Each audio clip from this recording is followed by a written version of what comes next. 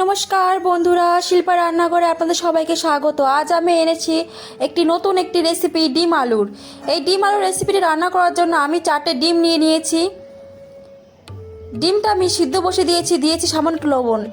কড়াইটা আমি চাপিয়ে দিয়েছি। কড়াইটা চাপিয়ে দিয়ে দিচ্ছি আমি তেল, লবণ, হলুদ। এখন আমি সিদ্ধ করে রাখা ডিমগুলোকে ভেজে নেব। ডিমগুলোকে আমি মাঝ বরাবর কেটে নিয়েছি। এখন আমি ডিমগুলো ভেজে নেব। বন্ধুরা, আমার এই রেসিপিটি যদি আপনাদের ভালো লেগে থাকে তাহলে একটা লাইক করে দেবেন আর চ্যানেলটিকে সাবস্ক্রাইব করে পাশে থাকবেন। ডিমগুলোর আমার প্রায় ভাজা হয়ে গেছে। একই তেলে দিয়ে দিলাম গোটা জিরে, দিয়ে দিচ্ছি কেটে রাখা পেঁয়াজ কুচি।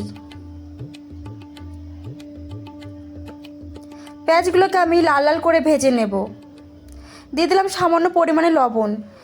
গুঁড়ো মশলাগুলোকে আমি ভালো করে জলের সাথে মিশিয়ে নেব।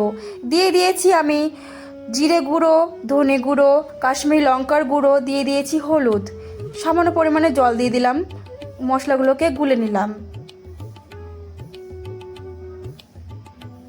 পেঁয়াজ লাল লাল করে ভাজা হয়ে গেছে।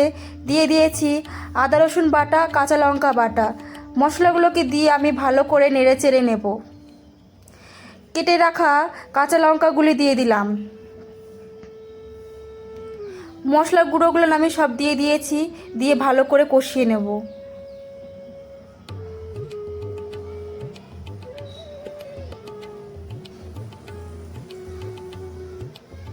কেটে রাখা আলু কুচিগুলো দিয়ে আমি মশলার সাথে ভালো করে মিশিয়ে নেব। আলুগুলোকে ভালো করে কষানো হয়ে গেছে। এখন আমি ঢাকনাটা দিয়ে ঢেকে নিচ্ছি আলুগুলো সিদ্ধ হওয়ার জন্য।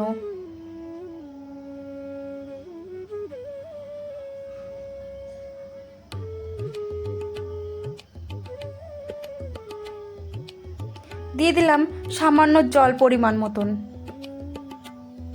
জল দিয়ে আমি ঢাকনাটা ঢেকে দেব যাতে আলুটা ভালো করে সিদ্ধ হয়ে যায়। আলুটা সিদ্ধ হয়ে গেছে। এখন আমি ভেজে রাখা ডিমগুলো দিয়ে দিচ্ছি একে একে।